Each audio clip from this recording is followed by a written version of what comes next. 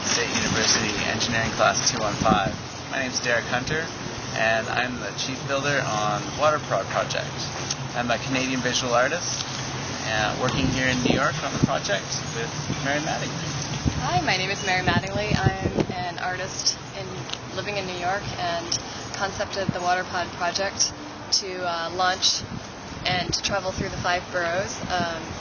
Basically what it is it's a floating sculptural living structure that will travel for 6 months through the New York waterways, docking for about 2 weeks at a time, and we'll have 5 visual artists that are going to be living on board and sustaining themselves from the systems that we've built.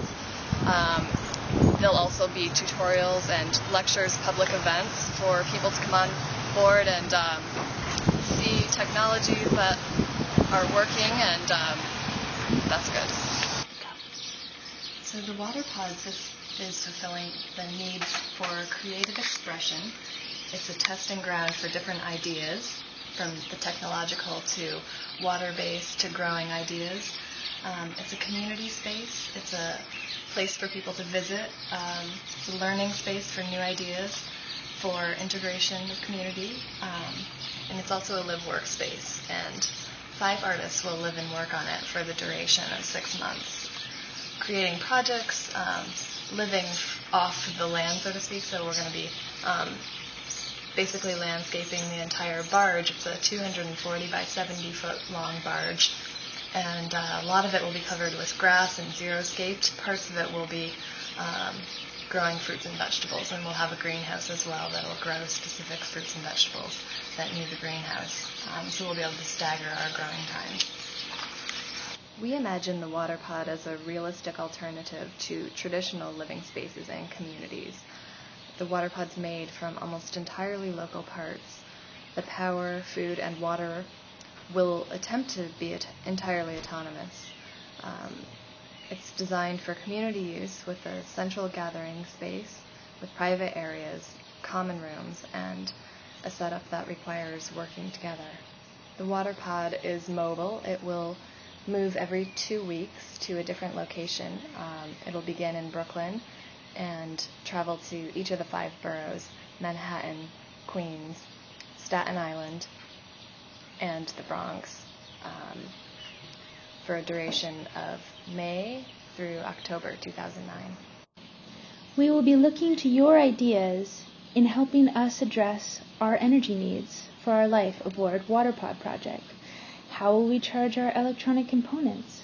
How will we derive clean, sustainable energy from our environment? How will we purify our local water sources and distribute that water to the garden beds and our showers and drinking water systems?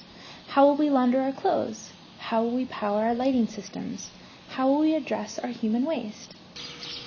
So some of the groups that we're collaborating with right now are the New York State Parks Department, the U.S. Coast Guard, the New York Police Department, the Mayor's Office, the Department of Cultural Affairs, arts organizations including the International Center of Photography, a few local businesses here. The Long Island City Boathouse is a nonprofit. Action Arts League is another nonprofit, and White Box is a nonprofit art space. We also have a few collaborators that are based in Montreal and a couple growing in Europe. And we're very excited about collaborating with Humboldt State on this project, and I think that's where a lot of the new technologies are going to come from. So we look forward. Hi, my name is Mira Hunter, and I am one of the conceptual artists behind WaterPod project. And what I really like about WaterPod is that it isn't an architectural experiment. It isn't just an art installation or an environmental exploration. What we're really looking at here is something beyond the sum of all of those titles. Really, it's about the future and how we are going to look to live as a civilization. And that's why we need you to help us imagine the new technology that will be aboard. Because our human needs won't necessarily change that much, but hopefully the way we address them will. The what we want to know is how you would imagine WaterPod.